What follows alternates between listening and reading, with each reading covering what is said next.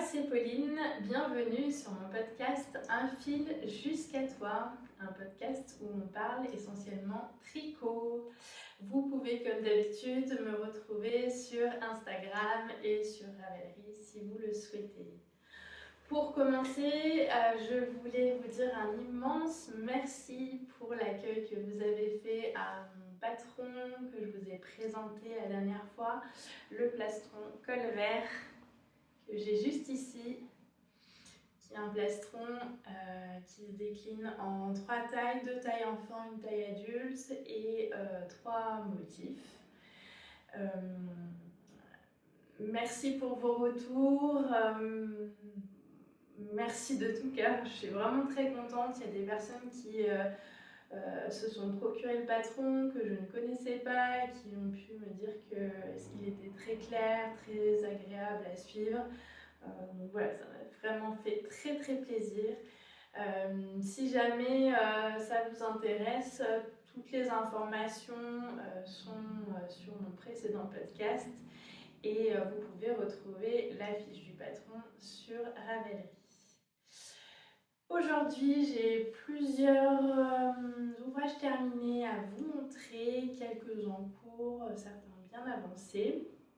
J'ai toujours le test secret pour Ali Gerfo qui est en cours, qui a bien avancé mais que je ne peux toujours pas vous montrer, probablement pas avant cet automne, puisque c'est à ce moment-là qu'elle va sortir son livre sur le thème du jacquard.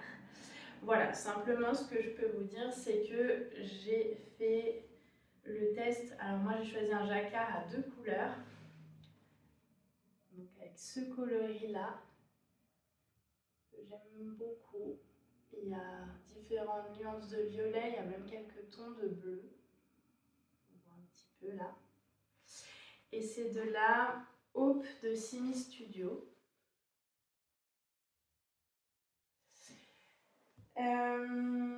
Le coloris, c'est le numéro 11. Et pour compléter, j'ai pris ceci de la Fil d'Art. Donc c'est la Fil Super Baby, c'est le coloris rosé. Ça c'est pas compo super, il y a 70% acrylique, 30% laine d'agneau peigné, et ça c'est de la 100% Merino Superwash. Voilà, donc les deux ensemble, je trouve que ça fait un petit combo bien sympa. J'ai hâte de vous montrer le patron que j'ai tricoté, mais je vais devoir patienter, puis de toute façon je ne l'ai pas encore terminé, donc ce sera pour plus tard.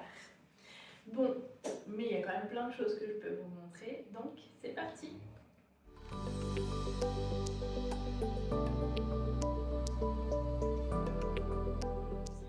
Le premier ouvrage terminé, il s'agit d'un châle dont je vous avais parlé lors du dernier podcast. Alors pour moi, ce modèle de châle, c'est typiquement le châle qui révèle toute la magie du blocage. Je vous en reparle juste après. Ce châle, je l'ai tricoté dans une laine de la roseraie Yarn, une laine fingering 100% Merino bio non superwash, 400 mètres pour 100 grammes, et c'est le coloris pistache givré. Un très beau vert. Donc ça, ce sont tous des coloris teints avec des plantes naturelles. Il n'y a pas de colorant chimique dedans. Et voici ce que ça donne. Hop. Il est grand. Je le trouve vraiment très très beau.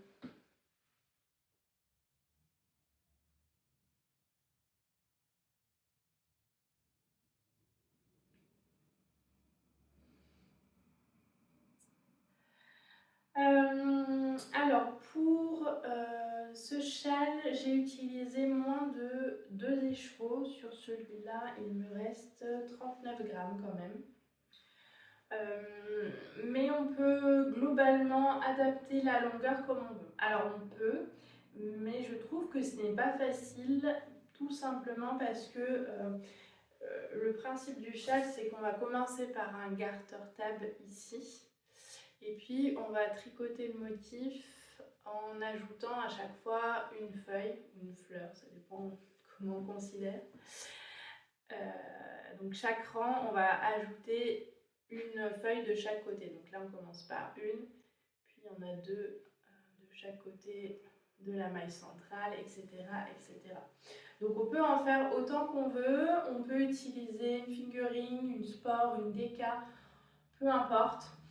Après, je trouve quand même que ce n'est pas facile d'adapter la longueur du châle, tout simplement parce que si vous avez vu mon dernier podcast, vous en aurez peut-être une idée. Mais avant le blocage, il est vraiment tout rabougri. Et même en tirant dessus pour se donner un peu une idée de l'ampleur du châle, c'est quand même pas évident de savoir combien il va mesurer à la fin. Donc savoir où on s'arrête et qu'est-ce qui nous conviendra comme longueur, je trouve que c'est pas très aisé. Moi j'ai suivi le patron qui était préconisé pour de la fingering, donc je me suis arrêtée à 2 fois 17 fleurs, 17 de chaque côté de l'arête centrale. Et la longueur me convient bien. Parce que moi j'aime bien les choses un peu enveloppantes. Je sais que je l'ai fait en mini-cale avec ma tricopine Cécile. Elle s'est arrêtée à 13 de chaque côté en ayant aussi un fil en fingering. Et ça lui convient bien également. Voilà pour ce châle.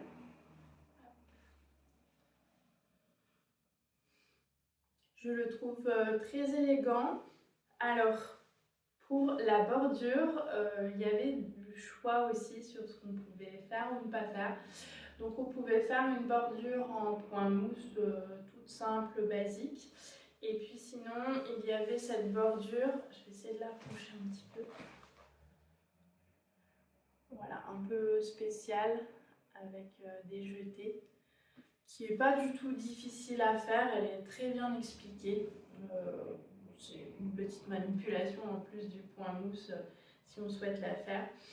Et moi j'ai joué sur le blocage pour avoir cet effet un peu dentelé, parce que c'est une inspiration que j'ai vue sur un autre châle du même modèle qui a été tricoté. Et la personne, elle avait cet effet-là qui n'existe pas sur le modèle initial. Et en fait, tout simplement, à chaque fois que j'étais au centre d'une fleur, eh bien, pour le blocage, j'ai tiré beaucoup plus sur ma maille au point mousse, et donc c'est simplement ça qui donne cet effet dentelé. Autrement, la bordure, finalement, elle est exactement uniforme de partout, avec le même nombre de mailles tout le temps. C'est un patron que moi j'ai bien aimé tricoter. J'avais peur que ça soit lassant, redondant, puisque c'est toujours le même point, le même motif. Et en fait, je me suis pas du tout ennuyée. Je trouve que le motif globalement, il se retient. Alors, il n'est pas hyper évident, mais c'est possible de le retenir quand même. Il se fait sur 8 rangs, mais il y en a vraiment 4. C'est plus les rangs en droit qui sont à retenir. Les rangs en vert, ils n'ont rien de particulier. Je trouve que vraiment ça fait un super modèle. J'aime beaucoup l'association du fil, j'aime beaucoup le drapé qu'il a. Je l'ai déjà porté un petit peu et vraiment j'en suis très contente. Je le remets.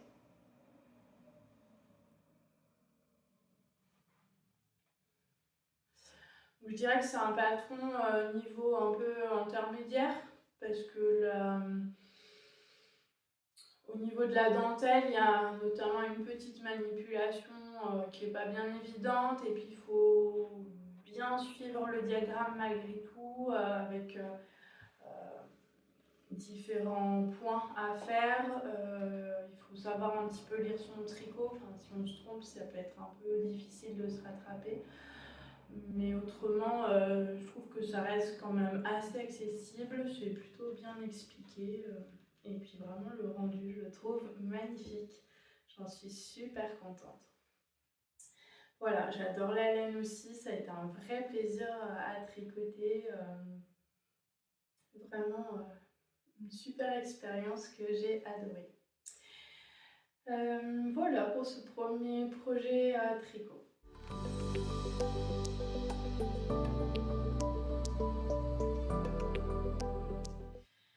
Mon deuxième ouvrage terminé, il s'agit d'une commande que mon papa m'a passée aux dernières vacances, les vacances d'hiver, et que j'ai terminé de réaliser.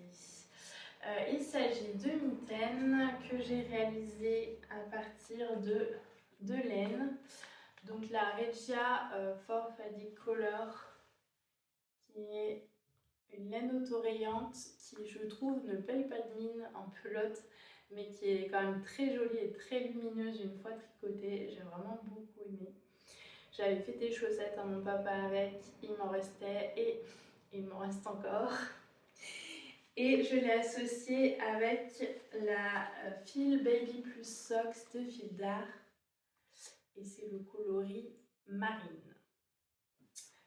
Voilà pour les laines utilisées. Et j'ai utilisé pour la paire de mitaines 22 grammes de chaque. Donc vous pouvez très bien les faire en toute unie ou autre. Et dans 44 grammes à peu près, on va dire 50 grammes, une pelote, ça passe. Je vous montre ça.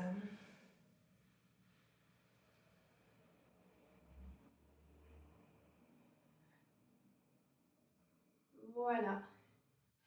Donc il s'agit d'un modèle à la base qui est fait pour utiliser des petits restes, à savoir que on peut faire chaque doigt d'une couleur différente. Donc c'est assez sympa. Moi j'ai choisi de faire de l'uni. Mais je voulais pas utiliser la laine autorayante sur les doigts parce que j'avais peur que ce soit pas très joli, parce que ça allait me faire des gros aplats d'une couleur. Je voyais pas ça très harmonieux. Donc ce que j'ai fait, c'est que j'ai tricoté chaque doigt dans la couleur marine. Ensuite, j'ai pris la pelote autorayante pour le corps de la main, on va dire. Et par souci d'unicité, j'ai fait un raccord. J'ai repris un peu de marine pour terminer la mitaine, pour que voilà, ça fasse un peu plus harmonieux, ça fasse une belle unité. Moi je les aime bien, j'ai pas tout à fait suivi le patron tel qu'il est indiqué parce que on vous propose de faire un montage provisoire à chaque doigt et de les tricoter dans ce sens, de la racine du doigt on va dire jusqu'en haut. J'en ai pas vu trop l'intérêt, donc moi j'ai fait mon montage en haut du doigt et je suis descendue et j'ai mis mes mailles en attente tout simplement. C'est un patron gratuit, il est vraiment très bien expliqué, donc si vous avez envie de faire des mitaines, franchement foncez. Il y a des petits schémas, il y a plein de choses. Donc voilà, on fait tous les doigts, moi je les fais tous d'un coup. Ensuite, on va prendre index, majeur, annulaire ensemble. On va faire quelques rangs de raccords. Donc là, les rangs de raccords, je les ai faits également en marine. Pour un souci pareil de cohérence. Ensuite, au bout de ces quelques rangs, je crois qu'il y en a 4, on va rajouter l'auriculaire. Là, on va faire plus de rangs. Je crois que c'est 16 rangs à l'origine, moi j'en ai rajouté, j'ai dû en faire 18. Et puis on ajoute le pouce et on continue la main et on va diminuer ici. On avance un peu. Donc on a une diminution ici et aussi là sur l'arête du pouce. Et on diminue jusqu'à arriver au poignet. Pour le poignet, j'ai dû faire aussi un changement. Il me semble que dans l'idée, il y a un rabat. Ça doit être tout tricoté en jersey, puis on rabat et on coud à l'intérieur. Moi, j'ai fait simplement des côtes. Ça rappelait un petit peu les doigts, parce que les doigts, je crois que c'est du jersey rouloté aussi, quelque chose comme ça. J'avais demandé à mon papa ce qu'il préférait. Pour lui, ça sera des mitaines d'intérieur. Donc c'est pour ne pas avoir froid aux mains quand il le lit notamment.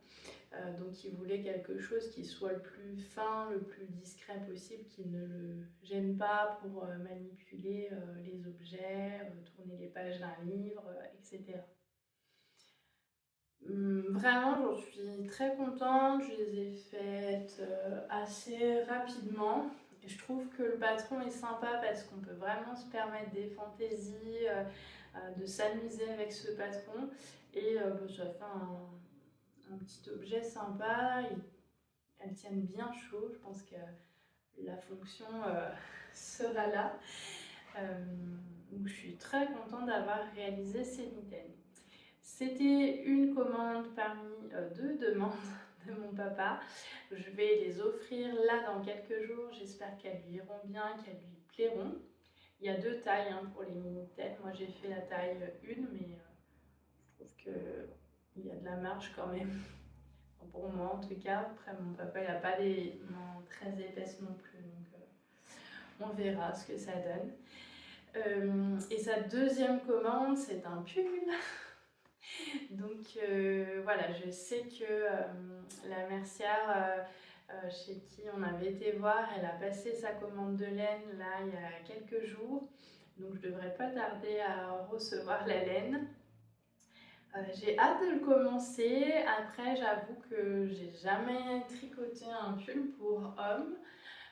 C'est un pull en jacquard. Donc je me dis c'est un peu à double tranchant parce que le jacquard c'est très motivant, ça donne envie d'avancer puisqu'on a envie de continuer le motif, de voir la suite. Et à la fois peut-être ça va être plus long aussi. Je sais pas. Après il y a du jacquard sur l'empiècement mais pas en bas et pas sur les manches. Donc ensuite on va être sur du jersey en rond classique. On verra. Je ne sais pas du tout si ce pull, il va passer crème ou si je vais mettre des plombs à le faire et que j'en pourrai plus au bout d'un moment. Dites-moi si vous réalisez des fois des grosses pièces comme ça, type pull pour homme, comment ça passe pour vous. Mais voilà, ce sera une première expérience pour moi, mais je suis plutôt contente parce que je sais que ça va faire très très plaisir à la fin, donc c'est bien pour ça que je le fais et c'est ce qui me motive.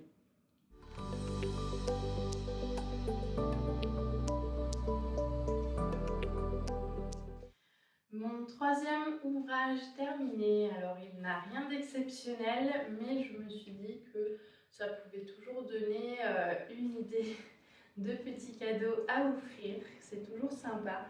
Il s'agit d'un petit bandeau que j'ai tricoté en fil Charlie. C'est des restes qui datent de longtemps, je ne pourrais pas vous dire quand. C'est le coloris Bengale.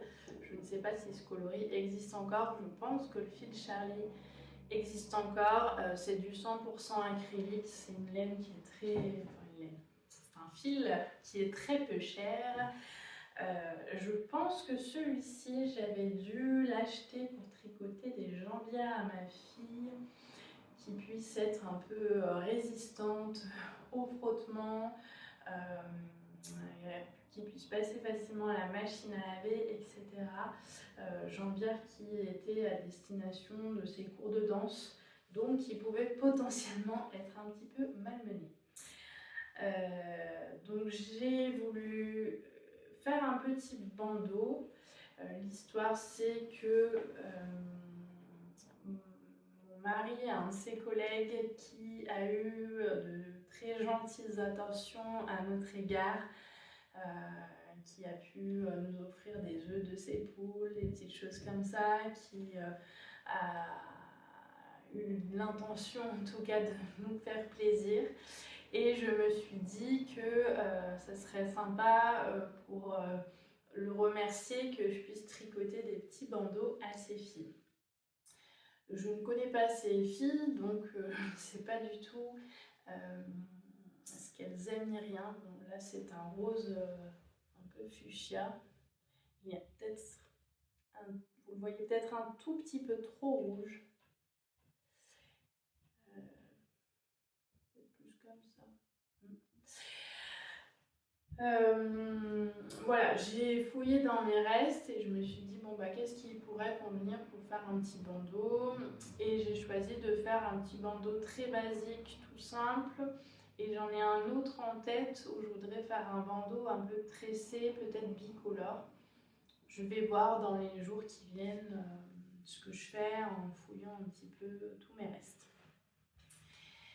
Et ce petit bandeau, il est ici. Donc c'est un petit bandeau vraiment très simple, vraiment très basique.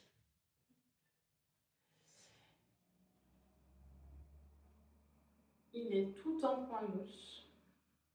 Ah, vous le voyez vraiment rouge, c'est dommage. Tout en point mousse. Alors je peux vous dire un peu comment je l'ai fait. Moi j'ai monté 12 mailles ici avec un Turkish Caston. Je ne suis pas du tout obligée, c'était simplement pour m'éviter une couture. J'ai tricoté du point mousse sur ces 12 mailles pendant une quarantaine de centimètres. J'avais regardé les tours de tête enfants, je crois qu'elles ont 5 et 8 ans, ces petites filles. J'aurais pu faire moins que 40 cm parce que vraiment c'est très élastique le point mousse, et voilà, mais je pense que ça tiendra. Et j'ai fait un... comment ça s'appelle? Un remaillage, j'ai plus le terme, un grafting, mais un remaillage ça passe. Un remaillage, un grafting, mais spécial point mousse, qui est, soit dit en passant, beaucoup plus facile que le grafting dont on a l'habitude en jersey, puisqu'en fait c'est toujours la même manipulation dans le même sens sur les deux aiguilles, ce qui fait qu'on ne voit pas vraiment l'endroit où il y a la couture. Donc j'avais mon bandeau et ensuite j'ai monté 24 mailles. Donc là sur un montage long tail Caston classique. J'ai tricoté 30 points mousse et j'ai fait un rabat, tout ce qu'il y a de plus classique aussi. J'ai pincé mon petit carré de points mousse pour en faire un nœud. J'ai cousu le centre pour que ça garde la forme du nœud. Et ensuite j'ai simplement, vous voyez, enroulé du fil autour et je l'ai cousu au bandeau. Est-ce que je l'essaye? Il paraît que le ridicule ne tue pas. Non, mais sur une petite fille, ce sera très mignon. Sur moi, j'ai un doute.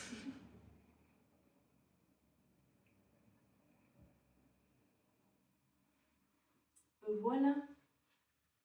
C'est rigolo. Pour une petite fille, ce sera mignon. Donc tout ce qu'il y a de plus basique, mais je me suis dit que ça donnait une idée sympa de petits cadeaux. Si vous avez des petites filles dans vos proches, et ben ça permet d'écouler un peu vos restes. Je ne l'ai pas pesé, je crois, mais j'ai vraiment pas utilisé grand chose, hein. Peut-être 20 grammes, je sais pas. Vraiment, même sur un mini, je pense que ça passe. Alors là, c'est une laine, un fil catégorie DK, mais on peut très bien faire la même chose avec n'importe quelle taille de fil en montant juste plus ou moins de mailles selon la largeur et l'épaisseur qu'on veut. Donc là, la petite recette que je vous ai donnée, c'est pour avoir à peu près cette taille-là en DK. Moi, je l'ai tricoté en aiguille 4,5. Mais pareil, je pense qu'on peut adapter la taille d'aiguille selon le rendu qu'on veut. Et je me suis dit oui, des moments on cherche comment faire plaisir aux autres et puis en ayant juste un petit reste de laine dans son stage, puisqu'on en a tous et toutes, et finalement on peut faire un petit cadeau sympa à une petite fille, sachant qu'on aurait très bien pu imaginer que le nœud soit d'une autre couleur ou que l'attache du nœud juste soit d'une autre couleur, etc. On peut se permettre aussi plein de petites fantaisies et je trouve que c'est toujours sympa pour faire plaisir à quelqu'un.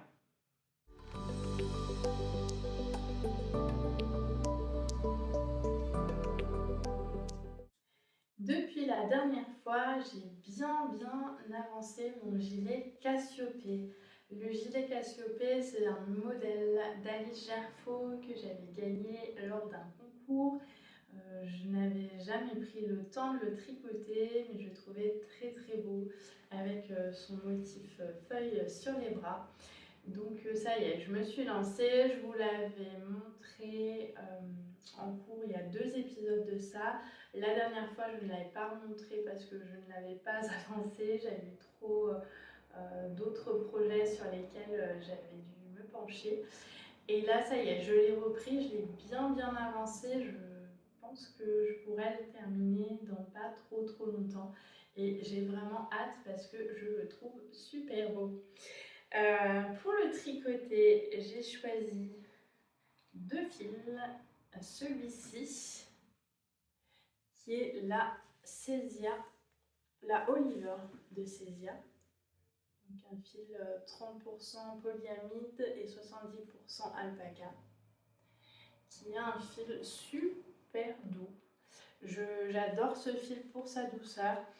Après, je m'interroge un petit peu actuellement puisque il y a quelques mois de ça, j'ai fait une cumuleuse blouse bleue dans ce fil-là et je trouve à l'usage, même si je l'adore et que je la porte beaucoup, qu'elle perd énormément ses poils tout le temps. J'en retrouve de partout, mais j'en retrouve des fois des morceaux entiers. Donc je m'interroge un peu dans le temps sur la durabilité de ce fil, sachant que là aussi, sur le même fil Césia, j'avais utilisé un mohair et soie de leur gamme, je dirais que c'est Pigalle. C'est un mohair et soie avec un fil brillant où j'ai fait mon soufflet que je devais peut-être porter la dernière fois sur l'ancien podcast. Et je trouve que là aussi, il s'use un peu, notamment j'ai vu que sous les bras, là où il y a plus de frottement, et il n'y a plus tellement le mohair, il reste le fil, mais il est un peu à nu.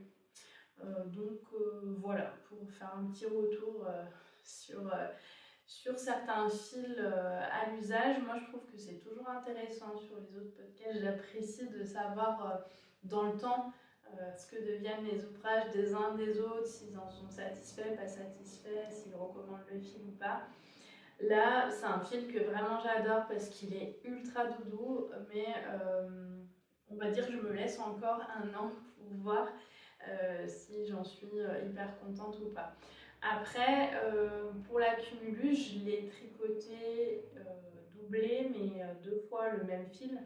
Alors que là, je le tricote en double avec un autre fil, un fil de fingering. Donc peut-être que ça ne fera pas le même effet non plus. Ce deuxième fil, c'est un fil de chez Une Maille à la fois. C'est la base Lucie Shiny. 95% Merino Superwash et 5% de Stellina, et le coloris c'est ocre. Et alors la dernière fois je vous disais que le Stellina, je ne le voyais pas. Ça a l'air d'être un genre de Stellina transparent. Alors il y a des moments où j'arrive à voir comme des espèces de brillance, de paillettes transparentes, et des fois pas du tout. Et là, j'avoue que même à l'œil nu, Je ne vois pas grand chose. Alors ça enlève rien au fil, mais très raccord. Hein. Ça enlève rien au fil parce que j'adore tricoter ce fil, lui aussi il est très doux, j'adore la couleur, j'adore ce jaune avec ses nuances. Juste je vois pas l'intérêt du Stellina, je trouve qu'il sert à rien. Là je voulais voir si j'arrivais à vous le montrer, mais en fait même à l'œil nu là actuellement je ne vois pas de brillant. Non. Bref, je n'ai pas trop compris le concept du Stellina invisible. Mais bon, c'est pas grave. C'est quand même très très joli. Je pense pas que ça fasse vraiment des reflets ou des brillances plus que ça sur l'ouvrage. Vous allez me dire ce que vous en pensez. Hop.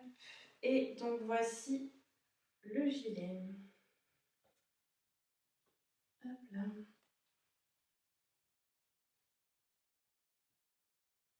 Donc il est bien avancé. La dernière fois, je devais en être à peu près à la séparation manche-corps, je pense.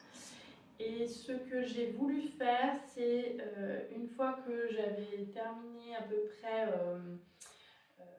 mes premiers écheveaux, je me suis attaquée aux manches parce que je voulais faire les manches de la longueur qui me plaisait et avec l'idée ensuite de dérouler le corps le plus possible entre guillemets. Alors, je ne veux pas non plus me faire une robe de chambre, on est bien d'accord.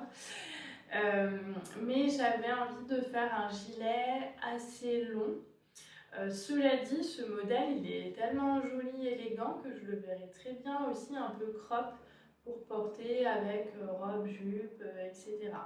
Mais là dans l'idée, je m'étais dit je vais essayer d'en faire un qui soit un peu long, qui me descende un petit peu au niveau des hanches.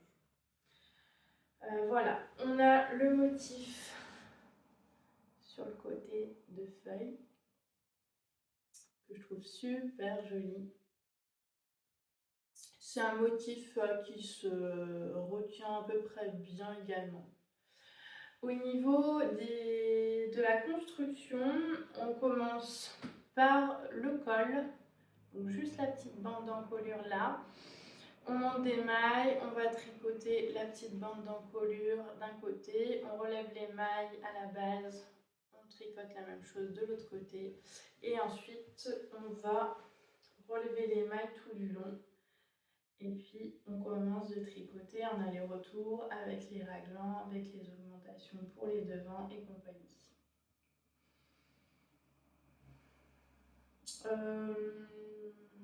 Voilà, c'est un col en V. Hop. Donc il va tomber à peu près comme ça. Au niveau des modifications, alors ce que j'ai modifié, c'est les poignets. Donc, quand vous faites vos manches, il n'y a pas de diminution. Alors on pourra en faire si on a envie, mais moi je trouvais le modèle bien tel qu'il était. On n'a pas de diminution, donc on tricote la manche toujours de la même manière avec le motif de dentelle. Et puis on diminue au moment de faire le bracelet de manche, donc les côtes. Moi j'ai fait une modification à ce moment-là. D'abord, il me semble que sur le patron, il y a une erreur parce qu'au départ, j'ai suivi le patron et en fait, ça tombait pas du tout juste, en tout cas pour la taille que je réalise, par rapport à ce qui était noté dans le patron. Et finalement, j'ai eu envie de faire des diminutions un peu plus drastiques, comme moi j'ai les poignets assez fins, pour que ça enserre bien le poignet et qu'on voit un peu l'effet entre guillemets un peu bouffant, un peu large. Je trouvais que ça faisait joli. Donc j'ai fait plus de diminutions préconisées. J'ai fait un peu plus de rang aussi, parce que j'aime bien quand il y a des côtes un peu importantes. Dans les modèles d'Alice Gerfo, en général, il y a assez peu de côtes. Et puis j'ai fait un rabat à l'italienne. comme je fais en général. Et sur le côté, normalement, vous avez aussi une ligne ici, donc juste sous la manche, de petites dentelles. Donc ça fait 2 petits trous de chaque côté. J'avais commencé de le faire et ça m'a pas du tout plu. Je trouvais que ça apportait rien au modèle. Donc j'ai défait et je suis partie moi sur du jersey classique. Pour une fois, je suis partie dans l'idée de ne pas le cintrer parce que comme je veux qu'il tombe un petit peu, je me dis bon bah il fera sa vie, on verra. Donc j'espère que ça sera joli quand même sur moi. Et puis ce qui est sympa, c'est que quand on tricote, il y a déjà la bande de boutonnage qui est intégrée. Donc, les boutonnières, elles commencent assez bas dans le patron puisque comme on est sur du col V, ça se rejoint bas. Mais les boutonnières donc, sont déjà faites. Moi, j'ai marqué avec des petits marqueurs les repères pour coudre les boutons. Ah, j'avoue que par contre, je ne sais pas du tout avec ce jaune-là quel type de bouton je vais pouvoir mettre. Si vous avez des idées, je suis tout à fait preneuse de ça. Et voilà, dans l'ensemble, ce que ça donne. Je peux peut-être l'essayer. On va remplacer une veste jaune par un gilet jaune. Hop.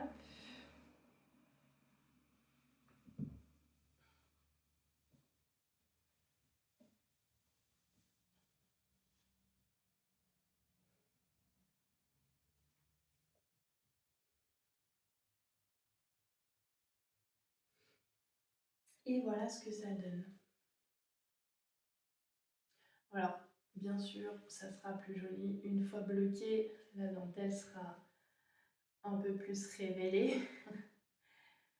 Mais je trouve, j'aime beaucoup. Je trouve que la longueur des manches est bien, me convient bien. On verra ce que ça fait au blocage. J'espère juste, comme tous les autres gilets, qu'il ne va pas tomber. Parce que moi, dans l'ensemble, je ne suis pas fan d'attacher mes gilets. J'aime pas trop les boutonner.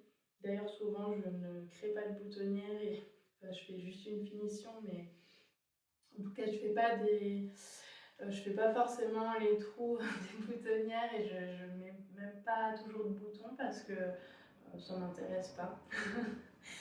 J'aime bien juste pouvoir le poser comme là, par-dessus un petit top, un chemisier.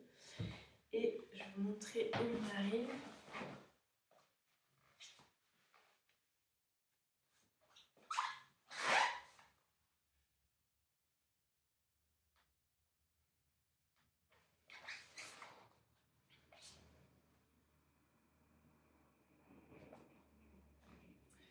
Voilà, il y a déjà une taille qui est quand même relativement sympa. À voir, mais dans mon idée, j'aimerais bien le faire descendre un peu, que ce soit vraiment le gilet dodo enveloppant dans lequel je puisse me blottir. En tout cas, je suis contente de tout, je suis contente du modèle, il est facile à suivre, hein, enfin, pas vraiment de grosses difficultés. Je suis contente de la laine, je suis contente de la couleur, j'adore, c'est vraiment une de mes couleurs préférées, moi j'adore le jaune. Voilà, je ne sais pas quoi vous dire de plus, tellement je suis contente de tout ça. Mais ça fait vraiment partie de ces tricots pour lesquels on prend beaucoup de plaisir à les réaliser. Ces tricots un peu bonbons, comme je les appelle. Et j'ai hâte, mais à la fois je ne suis pas du tout pressée de le finir parce que j'apprécie tellement le processus, le fait de le tricoter, que si ça prend du temps, moi, ça me va. D'où peut-être l'idée de le rallonger. Mais c'était une idée que j'avais quand même avant de commencer. Donc voilà, pas forcément. Mais j'adore vraiment ce gilet. Je trouve que on pourrait le voir vraiment plus souvent parce qu'il est très élégant, très raffiné. J'aime beaucoup. J'avais hésité entre une taille 2 et une taille 3. Finalement, j'étais partie sur une taille 3 parce que moi, j'ai plutôt quand même des gros bras. Mais j'espère qu'au niveau largeur d'épaule, ça sera pas trop lâche. On verra.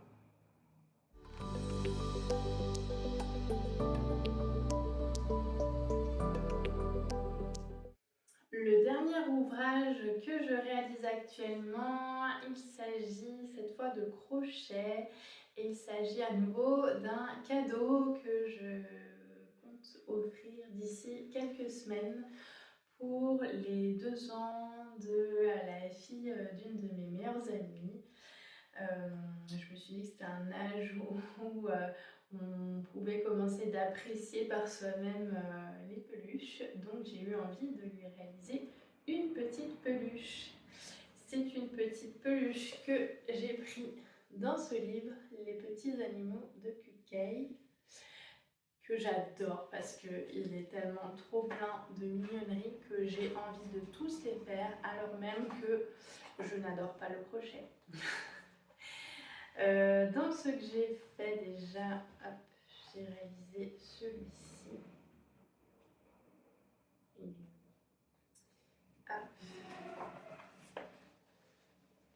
Elliot, l'éléphant, que j'avais fait pour mon fils. J'avais réalisé Zeda, le kangaroo, pour ma fille. Je vous les ai présentés dans un épisode spécial peluche, je pense au mois de juillet dernier. Et donc là, je réalise Mimi la lapine. Mais vraiment, c'est que des mignonneries. Il y en a vraiment pour tous les goûts. Je trouve que c'est un bel ouvrage. Je cherche celui que j'aime bien aussi, que j'ai pas encore fait. Le voilà. Molly le chaton. Est-ce qu'il n'est pas trop mignon? Oui, c'est une dame de danseuse qui parle. Donc voilà, je suis actuellement sur ce livre quand j'ai un peu de temps libre et de cerveau disponible pour réaliser cette petite lapine. Je la fais avec, hop, j'ai fait tomber l'étiquette, du fil coton de chez Fil d'Art 3. Mon coloris principal, c'est le coloris peint. Hop, j'ai une petite... c'est une... comment ça s'appelle? Du rembourrage pour la peluche. Donc ce joli vert que j'aime bien. J'ai aussi un autre petit fil, c'est du mi-coton de chez Fil d'Art également, c'est le coloris blanc tout simplement. Et j'ai ce truc là. Alors c'est, comment ça s'appelle, Alice et Maë je crois, c'est du fil de chez Action, j'ai plus du tout la bague. C'était un cadeau qu'on m'avait fait, je pense que c'était la copine en question qui l'avait acheté pour me faire une blague il y a 3 ans maintenant, 4 ans. Waouh, 4 ans. Voilà, et en fait, pour le petit clin d'œil, je réutilise un tout petit peu de ce machin-là dans la peluche. Alors je dis ce machin-là, je pense que c'est censé être du coton. C'est un peu horrible à crocheter. Il y a du brillant, je ne sais pas si vous allez bien voir. Il y a un petit fil brillant, ouais, on voit là qui détache. Mais même sans ce fil brillant, franchement, il est super rêche. Il se dédouble, détriple, déquadruple, tout ce que vous voulez. Enfin, même avec un très bon crochet, horrible. Donc je le mets par petites touches, vraiment pour le clin d'œil, et puis parce que j'ai pas envie de le jeter quand même. Mais je vous conseille pas d'acheter d'acheter ce fil là. Franchement, les fils coton de Fil d'Art, le coton 3, moi je le trouve bien dans l'ensemble. Je l'utilise souvent pour les amigurumis. Par souci pratique, parce que j'ai un fitard pas loin de chez moi et que ça me permet d'y aller, de faire marcher le commerce à côté de chez moi et puis de voir aussi les couleurs directement. Mais aussi parce que franchement, j'en suis satisfaite. Je trouve que pour les amigurumis, ils ne s'abîment pas. Voilà, je trouve bien. Ce vert-là, je joue un peu à Yarn Chicken parce que j'ai aucune idée de si je vais en avoir assez ou non et j'ai absolument pas vérifié si le coloris peint existe encore, puisque c'était un reste d'un pochon dont je vous ai jamais parlé alors que je l'adore, que j'avais tricoté en test pour Christelle Newell, Christelle LK Design, qui est le pochon Deauville. Et je l'avais testé en 2024. Ça passe super vite. Et je crois qu'il y avait plusieurs tailles à ce pochon. Et la possibilité aussi de faire des broderies. Là, on a des petits motifs, un peu genre feuillage. Et on pouvait voilà, faire des broderies, ne pas faire le motif avec les petits trous et faire des broderies à la place. Franchement, le patron, mais impeccable. J'ai jamais fait un test comme ça, il n'y avait absolument rien à dire sur la première version écrite. On commence par un montage un peu particulier au centre. On va commencer vraiment là, presque comme un cercle magique en crochet. C'est tout au tricot ça, hein, c'est pas du tout du crochet. On va faire un premier cercle comme ça. On va en faire un second et on va les assembler, mais entre les deux, on va glisser quelque chose. Alors on peut glisser un carton pour rigidifier, on peut glisser, je ne sais plus ce qu'elle préconise, c'est une matière un peu spéciale qui passe au lavage, mais qui rigidifie. Et moi, j'avais fait un cercle au crochet avec un fil un peu épais et un peu rigide pour que ça se tienne. Et une fois qu'on a assemblé nos deux fonds, donc extérieur et intérieur, on va venir tricoter tout ça. On fait du jersey en haut, qu'on replie, qu'on coud à l'intérieur à la fin, et on fait un I-cord pour l'attache. Et à l'intérieur, j'avais jamais fait ça, j'avais super peur de le faire. On double avec un tissu qu'on coud. Donc ça, c'est tout expliqué aussi. Hop, je vais vous enlever, j'avais mis quelques pelotes dedans pour qu'ils se tiennent un peu.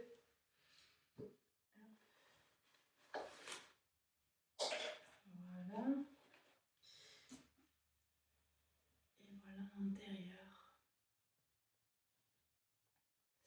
Donc moi, c'était un tissu avec des monuments parisiens et puis des danseuses. On voit ici. Et donc voilà, on vient coudre ça avec le rabat en même temps. Je l'ai fait à la machine à coudre, je n'avais jamais cousu du tricot et franchement en fait c'est très facile. Donc je n'hésiterai pas à le refaire au besoin. Voilà, donc ce fil que j'utilise, c'est un reste de ce super petit pochon que je vous conseille parce que ça fait un très beau petit sac à projet ou autre. Et voici, j'ai sa petite tête, trop mini, comme son nom l'indique. Voilà, l'idée c'est que ça fasse comme un petit bonnet. Et après, il y a la petite robe. J'ai fait aussi un petit bras. Hop.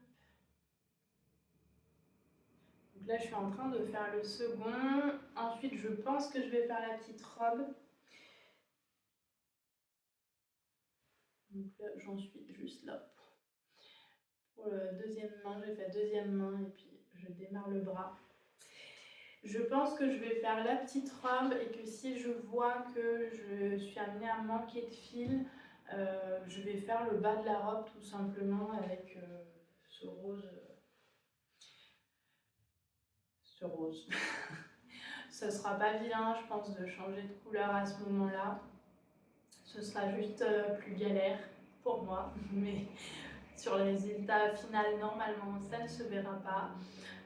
Et puis, il y a encore les petits boutons de la lapine à faire de la même couleur normalement. Ça, c'est pareil, je me dis, bah, si j'ai plus de vert, je peux très bien les faire en rose. Je pense que ce sera pas choquant. Voilà pour ce petit lapin, je trouve ça trop chou, je trouve que ça fait un super beau cadeau aussi. Alors là on est sur du cadeau quand même bien plus long à réaliser, surtout que moi je suis pas du tout une rapide au crochet, c'est pas tellement mon truc, mais quand je vois le résultat, je trouve ça trop adorable et vraiment ça vaut le coup. Donc je suis contente de le faire et puis je pense que ça fera plaisir à cette petite puce qui va la recevoir. Et bien sur ce, merci d'avoir suivi ce podcast. J'étais vraiment très contente de vous retrouver à nouveau aujourd'hui. N'hésitez pas à me laisser vos petits commentaires, à me faire part aussi de vos expériences de blocage, tiens, parce que je crois que j'en ai pas trop reparlé, mais vraiment, le côté tout rabougri du châle, je vais vous mettre des photos pour que vous vous rendiez compte du avant-après. J'aimerais bien savoir si vous avez eu un ouvrage en particulier où vous vous êtes dit ah ouais, enfin vraiment le blocage c'est indispensable. Parce que je sais que au début que je tricotais, je bloquais pas du tout mes ouvrages, j'en avais même jamais entendu parler. Et c'est en regardant des podcasts tricot longtemps après que j'ai découvert le blocage, le fait d'épingler ses tricots, etc. Au début, franchement, je ne voyais pas l'utilité. Je me disais, oh. Et en fait, maintenant, c'est juste complètement indispensable. Et il y a parfois des ouvrages que je mets à tremper juste pour pouvoir les réépingler et qu'ils prennent une belle forme telle que je souhaite. Donc dites-moi si vous aussi vous bloquez vos tricots, s'il y a des ouvrages en particulier où vous vous êtes dit waouh, mais vraiment ça vaut le coup, ou si au contraire vous n'en voyez pas du tout l'intérêt et puis vous vous dites que ça sert pas à grand chose. Sur ce, je vous souhaite une très belle semaine, prenez bien soin de vous et bon tricot!